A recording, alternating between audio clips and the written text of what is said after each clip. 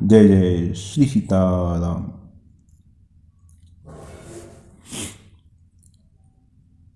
राम जी का जब राज्य अभिषेक हो गया था तो राम जी ने एक बार समस्त प्रजाजनों को बुलाया। एक बार रघुनाथ बुलाए, गुरुजपुर बासी सब आए। बैठे गुर मुनि अरुदुज सज्जन, बोले बचन भगत भव भंजन। जिस प्रकार जैसे गुरु होता है तो गुरु दीक्षा जो भी शिष्य ग्रहण करता है, गुरु दीक्षा ग्रहण करने के बाद जो भी शिष्य बनता है तो शिष्य के परलोक को जो सुधारा जाता है उसका जो उत्तरदायित्व है वो गुरु के ऊपर रहता है।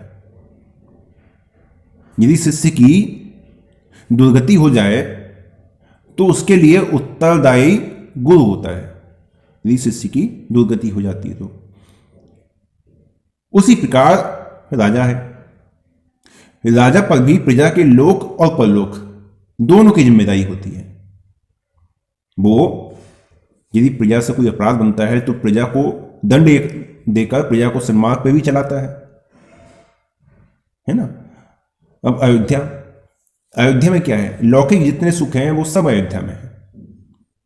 और उस समय राम जी का राज्य था तो धर्म था, धर्म के भी चारों चरण उपस्थित थे। और फिर भी राम जी ने उपदेश देने के लिए सबको बुलाया, गुरु ब्राह्मण वो सब भी बुलवाए गए। और क्योंकि राजा हैं और सब पे अधिकार है उनका, इसलिए किसी ने जाने से आने से मना भी नहीं किया, चाहे गुरु हो। जैसे गुरु है ना, अब कि अच्छा राम बुला रहे हैं, नहीं राम को मुझसे मिलने आना चाहिए, नहीं वो राजा के अधिकार से बुला रहे हैं तो सब वहां आए। और गुरु द्विजपुरवासी सब आए ना, गुरु द्विज तो छोटे भाई मुनि और जितने भी परिवारजन सज्जन थे वो सब पहले से ही वहां पे उपस्थित हो गए। जिन लोगों को बुलवाया गया वो सब भी सभा में आके उपस्थित हो गए। तब भक्तों के भय को दूर करने वाले श्री रघुनाथ जी, भाव ये है कि भक्तों का जो जन्म मरण रूपी जो भव भय है, संसार रूपी जो भय है, इसको नष्ट करने वाले बोले बचन भगत भव भंजन।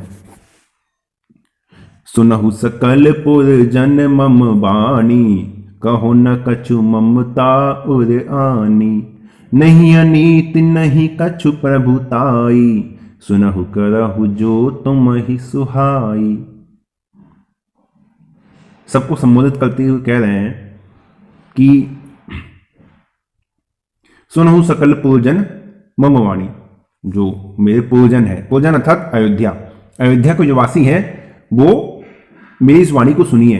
लेकिन बुलाया किसे है, छोटे भाई को भी बुलाया है ना। और जो गुरु है उन्हें बुलाया है। वो किन के लिए है, वो साक्षी के लिए है। साक्षी किस लिए, भाई गुरु को इसलिए बुलाया, गुरु को उपदेश नहीं देंगे। वशिष्ठ जी हैं, वशिष्ठ जी को क्या राम जी उपदेश देंगे, नहीं उपदेश नहीं देंगे। उनको इसलिए बुलाया है कि यदि अधर्म से, यदि मेरी बातों में कोई अधर्म हो तो वो मुझे रोक दें।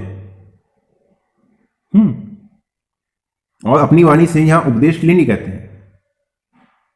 कहो न कछु ममता उड़ानी, मैं एक स्केल संकेत है, आज्ञा नहीं किसी के लिए। और यह भी कह रहा है कि देखो ये मत समझना कि मैं अपने किसी प्रयोजन की सिद्धि के लिए आप सभी से कह रहा हूं। मैं कोई अनुचित बात नहीं कहूंगा आप सभी से, और मैं आपका राजा हूं तो ऐसा नहीं है कि मैं अपनी प्रभुता के बल पर आपसे कुछ करवाना चाहता हूं। भी आज के समय में तो प्रभुता के बल पे भी कार्य हो रहा है, लेकिन राम जी कहते हैं नहीं, मैं इस प्रकार से आपसे करवाना भी नहीं चाहता। मैं बस ये चाहता हूं कि मैं जो कह रहा हूं उसे आप सुन लो और फिर जैसी आपकी इच्छा हो फिर आप वैसा करो। मैं ये नहीं कहूंगा कि जैसा मैं कहता हूं आप वैसा करो, आप विचार कर लो, सोच विचार करो, फिर जिसमें आपको लगे कि आपका हित है, आपका भला है, आप वो कीजिए। सोई सेवक प्रियतम मम सोई, मम अनुशासन मान जोई। जो अनीति कछु राखो भाई, तुम ही बर ज्यों भय बिसराई। वही मेरा सेवक है, वही मुझे प्यारा है ना। राम जी कहते हैं कि देखो आपके मन में जो है वो करो, लेकिन मेरा सेवक वही है और वही मुझे सबसे प्यारा भी है जो मेरी आज्ञा मानता है। आज्ञा समना सुसाहिब सेवा, सेवा का सबसे बड़ा जो धर्म है वो आज्ञा पालन में है। तो यदि कोई मेरी पूजा पूजा बड़ी भारी करे लेकिन मेरी आज्ञा नहीं माने,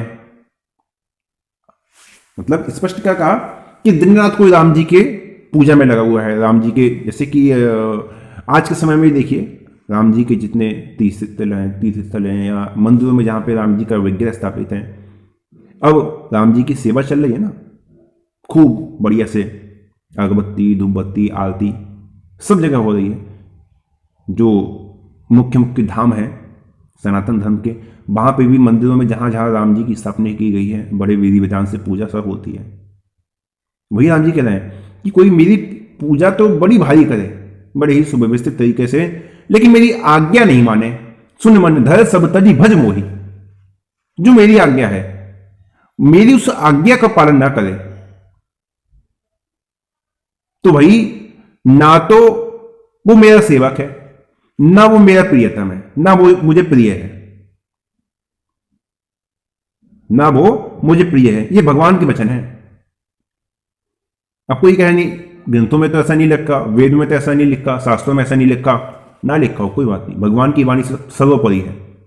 वो कह रहे हैं कि आप मेरी कितनी पूजा पाठ कर लो, कितना आरती कर लो, कितना बढ़िया से बढ़िया चढ़ावा चढ़ा लो, भोग चढ़ा लो, लेकिन मेरे चरणों में बैठ के किसी को ठग रहे हो, किसी को लूट रहे हो, किसी को चार बातें झूठी बता रहे हो कि वो तुम्हें 4 पैसे दे दे, तुम्हें दक्षिणा ज्यादा मिल जाए, नहीं, तो फिर ना ही तो तुम मेरे भक्त हो, ना ही तुम मुझे प्रिय हो, क्योंकि तुम मेरी आज्ञा का उल्लंघन कर रहे हो।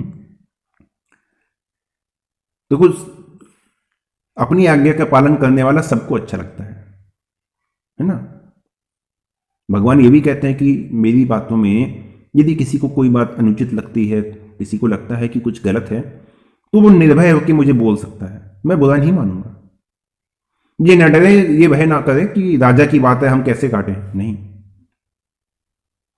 सभा में आकर जो अनुचित बोलता है, इस प्रकार से कहीं सभा संबोधित हो रही है तो जो अनुचित बोलता है वो भी पापी है, और उस अनुचित को सुनकर जो नहीं बोल रहे हैं, उचित को जानकर भी वो भी पापी हैं। वो दोनों ही पापी हैं। अबुवन विभुवन बापी नरो भवती किलविशी, दोनों बोलने वाले और ना बोलने वाले दोनों ही पापी की श्रेणी में आते हैं। आगे कहते हैं बड़े भाग मानुष्य तन पावा, सुर दुर्लभ सब ग्रंथ निगावा, साधन धाम मोक्ष कर द्वारा, पाई न जहि परलोक सवारा। बड़े भाग मानुष तन पावा, पहली ही पंक्ति में स्पष्ट कर दिया कि देखो भाई ये जो मिला है ना, ये बहुत भाग्य से मिला है, ये बहुत बहुत बहुत ज्यादा भाग्य से मिला है। जैसे कोई गरीब आदमी हो, दरिद्र हो, और पूरे भारत में सबसे एक एक रुपए इकट्ठा करके, कितने आबादी 140 करोड़ से ऊपर है ना, ठीक है, उसको आप नीचे ले आइए, 100 करोड़ पे ले आइए, सबसे एक एक रुपए लिया जाए और कहा जाए कि भाई पूरे भारत में केवल एक का इनाम निकलेगा, जो 100 करोड़ रुपए इकट्ठा हुआ है वो उस एक को मिल जाएगा। और उस एक को वो 100 करोड़ रुपए मिलने के लिए कितना बड़ा भाग्य चाहिए, बहुत भाग्य चाहिए ना। उससे भी ज्यादा भाग्य यहां मानव देह के लिए चाहिए। बड़े भाग मानुष तन पावा, कि ये जो अवसर मिला है भाई, ये चूकने वाला अवसर नहीं है कि चलो आज नहीं करेंगे फिर कर लेंगे, इस जन्म में नहीं करेंगे फिर अगले जन्म में कर लेंगे। अगला पिछला कोई नहीं दिखाया, कब कहां क्या हुआ, किससे क्या बना, किससे क्या भाई कुकर्म बन गया, किससे कौन सा कोई अपराध बन गया, किस गति में चला गया, फिर अवसर मिला नहीं मिला। तो ये जो अवसर है ना, ये पहली बात तो ये चूकने वाला नहीं है, बार बार ये मानव शरीर में नहीं मिलता। अन्य शरीर में तो जो जीवात्मा है, ये जो जीव हैं, वो प्रकृति के परवश हो जाते हैं, वो प्रकृति पे ही आश्रित हो जाते हैं, है ना। और प्रकृति के ऊपर रहकर ही उनको अपना कार्य करना पड़ता है। जैसे जीव जंतु हैं, वो आज से लाखों वर्ष पहले, हजारों वर्ष पहले जैसे रहते थे आज भी रहते हैं, वैसे ही रहते हैं ना। लेकिन मनुष्य अब वैसा नहीं रहता। मनुष्य प्रकृति को जीतने की प्रयास करता है, प्रकृति को जीतने की सामर्थ रखता है और उसको बदलने की भी चेष्टा करता है।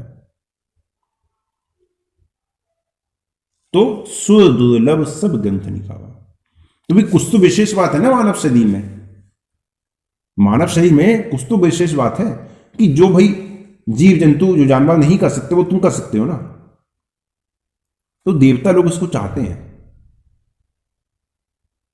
और जितने भी हमारे धर्म ग्रंथ हैं, सब में ये बात कही गई है, इसमें कोई मतभेद भी नहीं है।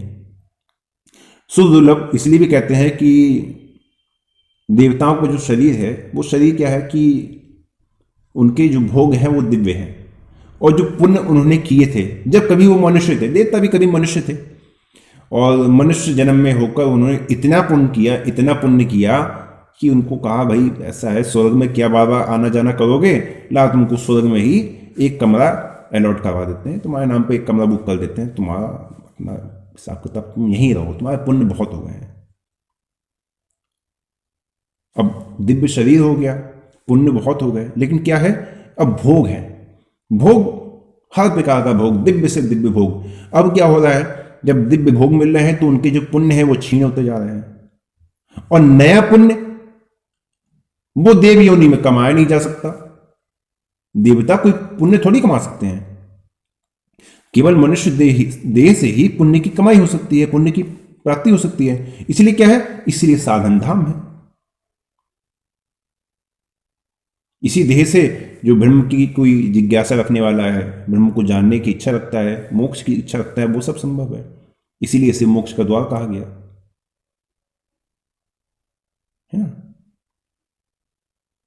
साधन धाम मोक्ष का द्वारा, और पाई न जही परलोक सवारा। अन्य जो जीव हैं उनके लिए क्या है, आहार, निद्रा, भय, मैथुन, ये सब योनियों में है, सबको सुलभ है। लेकिन केवल मनुष्य योनि ऐसी है जो परलोक का सोच सकती है। आप लोग परलोक का विचार कर सकते हैं ना कि यहां से जाने के बाद क्या होगा। क्यों? क्योंकि परलोक को जो संवारना है, परलोक का जो सुधार है, वो भी केवल मनुष्य योनि में ही हो सकता है। और इस योनि को पाकर भी जिसने अपना परलोक नहीं सुधारा, जिसने भगवान की आज्ञा का पालन नहीं किया, जिसने भगवान की अवज्ञा कर दी, तो सो परत दुख पावई, सिर धुनि धुनि पछताई, काल ही कर्म ही ईश्वर ही, मिथ्या दोष लगाई। दुख की शुरुआत यहीं से हो जाती है, जहां मनुष्य भगवान की आज्ञा के विरुद्ध गया, जहां उसने कहा कि ठीक है छोड़ो, अपने मन के अनुसार करेंगे, तो बस वहीं से उसके दुख की शुरुआत हो जाती है। सो परत तो दुख पावई, अब परलोक में जाएगा, परलोक में दुख पाएगा। क्यों? क्योंकि वहां भोगने के सिवा कुछ है नहीं, और पाप तुमने इकट्ठे कर लिए, अब वहां क्या होगा, पाप का फल दुख। अब यहां दुख पाओगे, वहां दुख पाओगे, और सिर धुनी धुनी पछताई, और वहां जब जाओगे ना तो सिर ही पटकोगे। ये यहां पे एक संकेत दिया है कि भाई इस प्रकार से आपको पछताना पड़ेगा। काल को दोष दोगे कि यार समय बड़ा बुरा आ गया, क्या करें।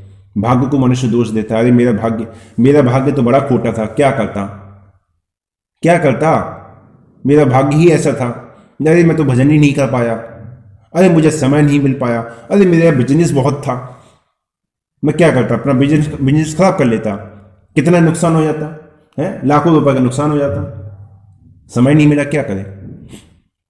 भगवान को दोष लगाता है, भगवान ने मेरा सत्यानाश कर दिया, कहते हैं लोग। अपना दोष कोई नहीं देखता, लेकिन वास्तविक क्या है, काहू ना कोई सुख दुख कर दाता, निज कृत कर्म भोग सब रहता। सब अपने ही कर्मों का फल भोगते हैं। यही तन कर फल विषय न भाई, स्वर्गौ सल्प अंत दुखदाई। न तन पाई विषय मन देही, पलटी सुधा ते शठ विष लेही।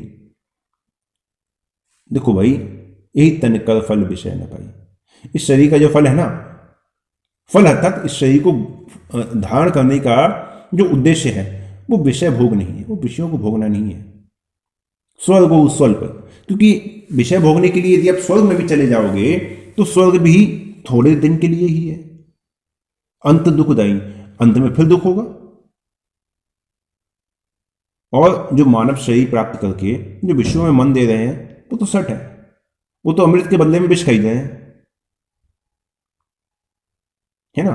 जैसे कुत्ता है, सुअर है, इन सब का जो शरीर है, इनके शरीर को धारण करने का फल क्या है? विषय है। ये विषयों के भोग के लिए आए हैं, बिल्कुल यथार्थ वाली बात।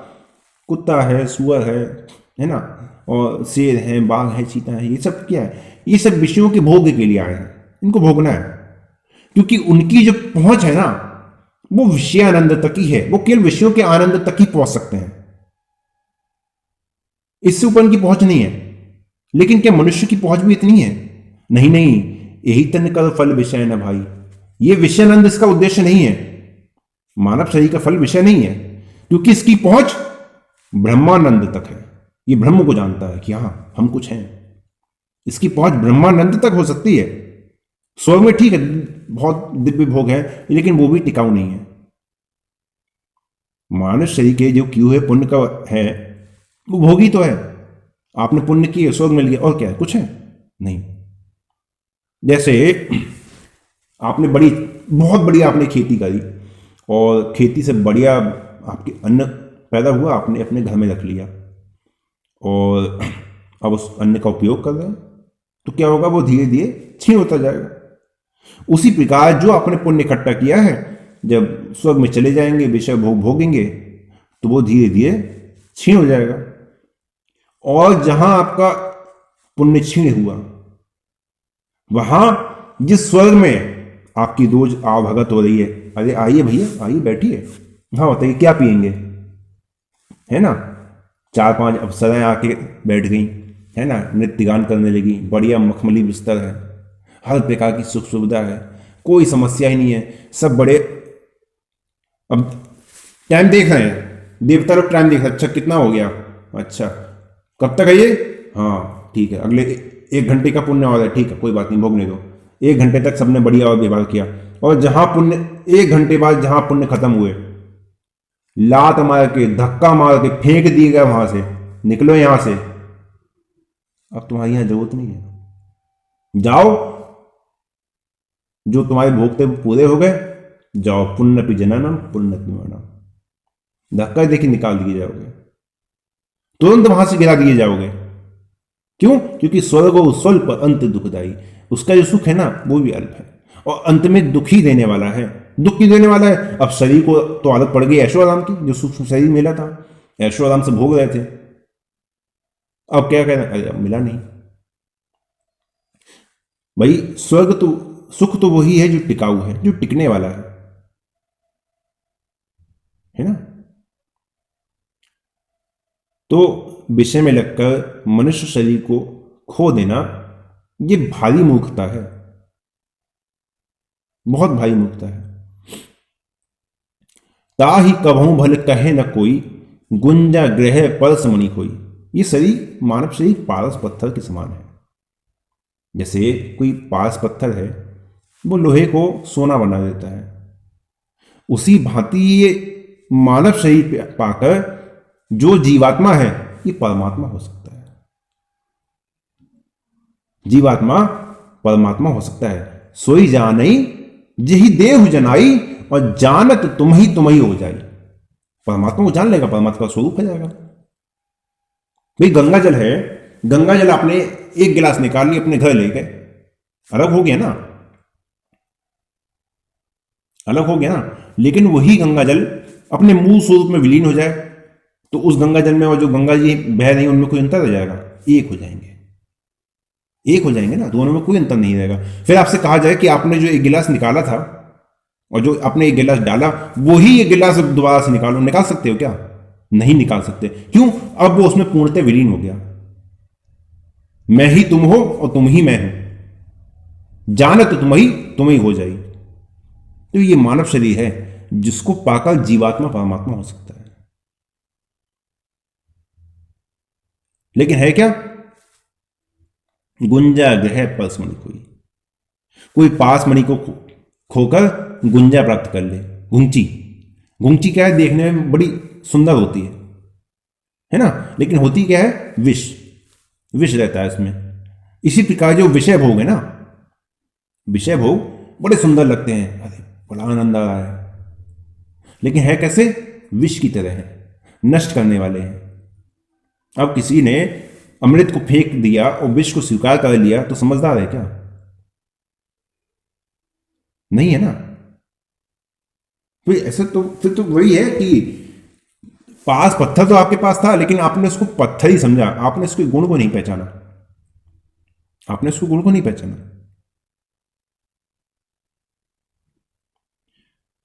तो ये जीव क्या है? जीव तो है अविनाशी। आकर चारि लक्ष्य 84 जो नहीं भ्रमति है जीव अविनाशी। ये तो जीव अविनाशी है और शरीर नाशवान है। इस शरीर का जब नाश हो जाएगा तो दूसरी देह मिलेगी, लेकिन कौन सी देह मिलेगी कोई पता है? कोई नहीं पता ना, इसका कोई ठिकाना नहीं है। उद्वेज, स्वेदस, अंडज, जलाजुज, ये 4 है, 4 में से कुछ भी मिल जाएगी, है ना? 84 लाख योनियां हैं इस 4 के अंतर्गत, और उसी में ही जीव जो नहीं भ्रमत यह है जीव अविनाशी, उसी में भटकता है। कभी देवता हो जाता है, कभी राक्षस हो जाता है, कभी पशु हो जाता है, कभी पक्षी हो जाता है, कभी कीट पतंग हो जाता है, कभी जो स्थूल योनियां हैं, पेड़ आदि वृक्ष हैं, घास फूस हैं, इसमें चला जाता है। फिरत सदा माया कर प्रेरा, काल कर्म स्वभाव गुण घेरा, कब हो करी करुणा नर देहि, देत ईश विनु हेतु स्नेही। अभी क्या था? 4 प्रकार की योनियां थी, 4 प्रकार थे, उसमें 84 लाख योनियां थी। उसी में मनुष्य घूम रहा था, उसी में घूम रहा था। और घूम कैसे रहा था? नाचत ही निसी दिवस मर्यो, है ना? तब ही तेना भयो हरि, थिर जब ते जिव नाम धर्यो, बहु वासना विविध कुंचिक भूपन लोपाली भर्यो, चलु अरु अचर गगन जल थल में कौन स्वाग ना करियो। जैसे अनेक योनियां हैं, अनेक योनियों में जन्म लेना क्या है? नाचना है। फिरत सदा माया कर प्रेरा, और इसकी प्रेरणा करने वाली कौन है? इसकी प्रेरणा करने वाली माया है। फिरत सदा माया कर प्रेरा, माया से जहां प्रेरित हुए तो फिरना पड़ेगा। स्पष्ट बात है ना। कह कौन रहा है? श्री रघुनाथ जी कह रहे हैं, तुरीय ब्रह्म कह रहे हैं अपने जागृत स्वरूप में कि माया का फेरा, माया के पीछे पड़ोगे, माया के फेरे पड़ोगे तो फिरना पड़ेगा। फिर सदा माया कर प्रेरा, और फंसाएगा कौन? काल कर्म स्वभाव गुण घेरा। काल कर्म स्वभाव, इसकी प्रेरणा करने वाली माया है। यह माया सब जग ही नचावा, जा सुचरित लखी काहू न पावा। इसके चरित्र कोई नहीं जानता। भाई जीव जो है स्वेच्छा से थोड़ी नाचता है, स्वेच्छा से नहीं नाचता। दुखी होता है इसलिए नाचता है। दुखी है क्या करे? इसीलिए कहा ना निस दिवस मर्यो, माया ने उसे काल कर्म स्वभाव और गुण इनसे ही बांध रखा है, इनसे ही बांध रखा है। काल से समय चक्र में कि अभी जन्म लेगा मर जाएगा, पहला बंधन। काल कर्म, कर्म से बांध रखा है ना। क्यों? क्योंकि सृष्टि का आधार कर्म है। काहू ना कोई सुख दुख कर दाता, निज कृत कर्म भोग सब रहता। दूसरे से बांधा काल कर्म स्वभाव, फिर उसके स्वभाव से बांध दिया। अपने स्वभाव के वशीभूत होकर नाना प्रकार के कर्मों में बंधता है, अपने स्वभाव के वशीभूत होकर ना, दूसरा तो कुछ नहीं है। भाई माया ने आपके मन के द्वारा आपके अंदर प्रेरणा करी, अब वहां उसके पीछे आप जाएंगे नहीं जाएंगे ये आपके स्वभाव पर निर्भर करता है। काल कर्म स्वभाव और गुण, सबसे बड़ा जो हथियार है माया का ये गुण है, सबसे बड़ा। इससे बड़ा तो कोई हथियार ही नहीं है। मनुष्य सबसे ज्यादा इसी में फंसता है, जो इन तीनों से ऊपर निकल जाता है ना, काल कर्म स्वभाव, वो भी आके गुण में ही फंस जाता है। यहीं पे आके फंस जाता है। और ये गुण है क्या? सुनहु तात माया कृत, गुण अरु दोष अनेक, गुण यह उभय न देखियहि, देखिए सो विवेक। ये गुण कौन है? सुनहु तात माया कृत, ये गुण और दोष भी माया के द्वारा ही बनाए हुए हैं। मायाकृत गुण और दोष अनेक, एक नहीं है, अनेक हैं। और इनकी कोई वास्तविक सत्ता नहीं है, क्योंकि माया की अपनी कोई सत्ता नहीं है। माया की अपनी कोई सत्ता नहीं है, तो इनकी भी कोई सत्ता नहीं है गुण और दोष की। इसलिए समझदारी क्या है? गुण है उभय न देखिए, देखिए सो अविवेक। इसलिए विवेक इसी में है, बुद्धिमानी इसी में है कि दोनों को ही ना देखा जाए। इनको देखना ही मूर्खता है। अरे ये बड़ा गुणवान है, अरे ये बहुत बड़ा दोषी है। नहीं, गुण और देश दोनों ही देखना, दोनों ही बांधने वाले हैं। ये बड़े सज्जन हैं, ये बड़े दुर्जन हैं, ये दुष्ट हैं, ये अच्छे हैं। सुनहु तात माया कृत, गुण और दोष अनेक। ये दोनों ही माया के द्वारा ही बनाए हुए हैं। इसलिए जीव भले ही काल से ऊपर उठ जाए, कर्म से ऊपर उठ जाए, स्वभाव से ऊपर उठ जाए, लेकिन गुण में फिर भी फंस जाता है।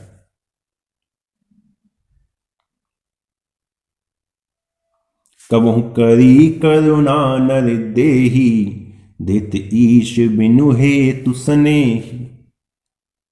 है ना? अब इनमें सब में फंस गया ना, काल कर्म स्वभाव गुण, माया ने इसमें बांध लिया। और इसी के बीच में बेचारा नाचता रहता है, नाचता रहता है। इसको कभी पार नहीं कर पाता, इसकी सीमा का उल्लंघन नहीं कर पाता। लेकिन भगवान श्री रघुनाथ जी बड़े कृपालु हैं, है ना? बड़े कृपालु हैं, बड़ा दया करने वाले हैं। हेतु रहित जग जुग उपकारी, तुम तुम्हारे सेवक असुरारी। आप और आपके सेवक, यही दो बिना कारण कृपा करने वाले हैं। तो आपने भी कृपा करी है। क्यों?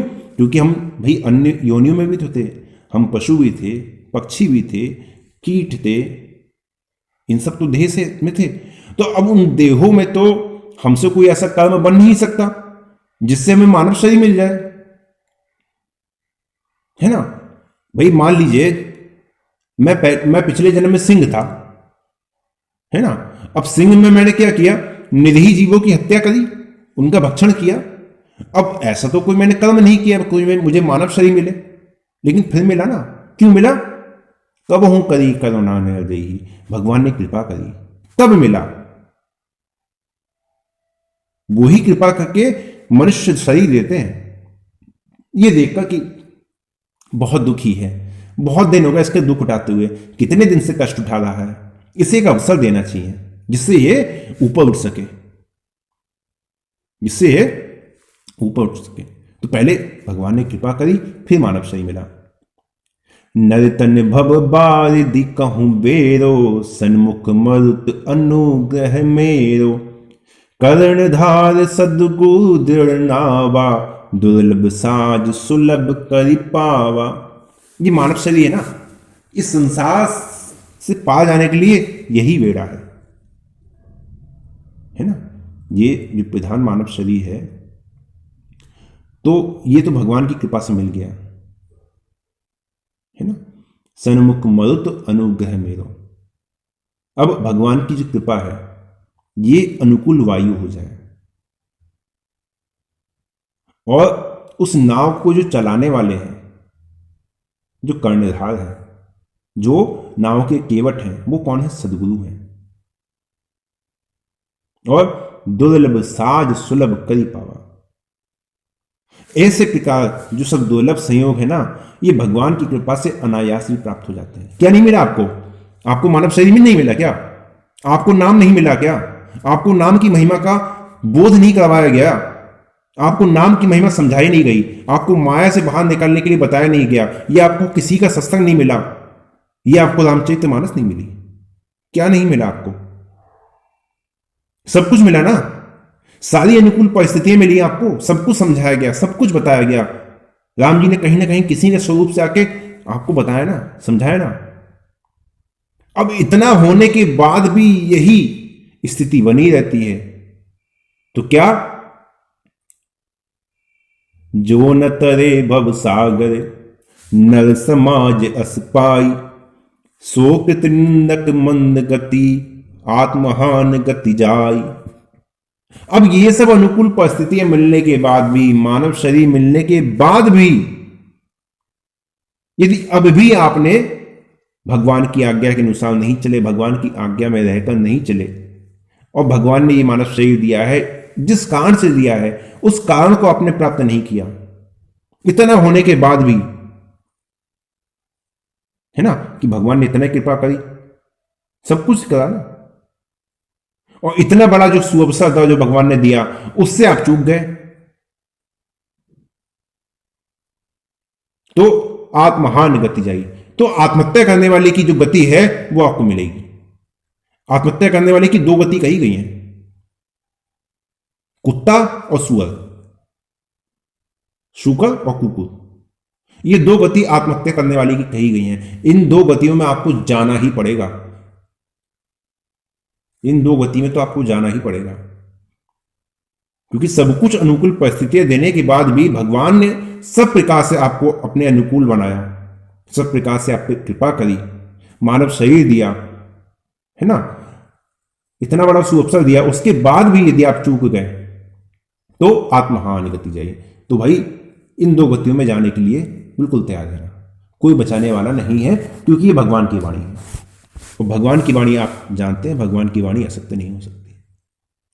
राम जी ने आगे भी उपदेश दिया है, उसको हम सभी कल सेवन करेंगे, या जैसे भी राम जी की कृपा से अवसर मिला, जैसे भी अवसर मिला, हो सकता है कल जीवन ना रहे, रघुनाथ जी जाने। तो आज के लिए यही विश्राम देते हैं। जय जय।